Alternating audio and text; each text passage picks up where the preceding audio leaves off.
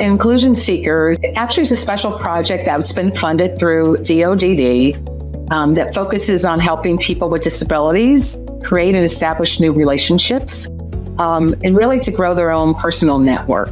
Overall, we were looking for people from the grant who would be considered as complex or high support needs and really help and build up their network within their team to make more community connections for them and to really look at what some meaningful choices for them would be and how to bring more meaning to them in their lives. Our one guy, Kyle, we built his entire kind of plan around the moose. That's one thing he really loves is the moose. So he goes to the zoo and we looked at an opportunity for him to maybe volunteer at the zoo. And you're a zoo member, right? Zoo member. That's right, you're a zoo member.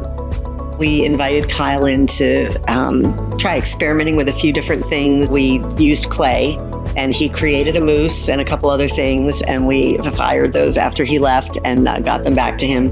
And then he came back again around the holidays to create a glass enamel moose on copper.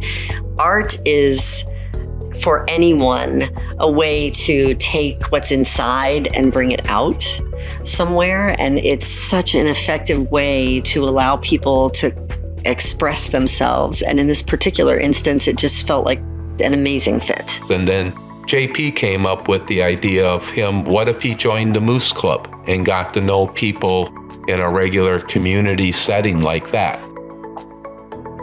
I connected to Devin through Dean, right? That's where we met, kind of made our connection. Found out he was a golfer. So, okay.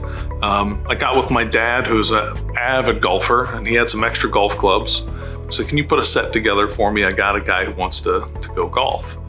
I said, sure, no problem. And so got that set of clubs. We made some time. We went out to the golf course, and I was very surprised by how well Devin golfed. Well, I've golfed ever since I was like 6 years old. It's relaxing. He knew he wanted new golf clubs. He knew he needed a couple shirts. He knew exactly what kind of golf balls he wanted. He knew where he wanted to play golf at. And just seeing that engagement was great. This program helped me get a new golf set. And then you take that to the community and say, hey, can we do this? And their willingness to participate and be part of these things blew our minds. We were able to set him up at the Pumpkin Vine golf course and talk with the staff there, kind of let them know, Devin has a staff person that's going to come with him when he golfs. Meeting other people playing, so it motivates him to play more and to go out more, which is somehow very important for it. I feel good. That was a good game. We want them to be doing something that's meaningful to them, that matters to them. And so that when they meet other people, it's something those people can share with that individual. And also for the people in our community to understand that the individuals we work with and support have a lot of similar interests that they may have. If people are interested in the same things, then they can focus on that. Too often, I think for people with disabilities, we focus on that aspect, just on the fact that they have a disability. And that's not really a place where people can find common ground versus finding that common ground and jumping off point. For me, it built my resilience for my work in the sense of now I got to sit down and have a meeting with a group of people just talking about creative things, how we can make someone's life better.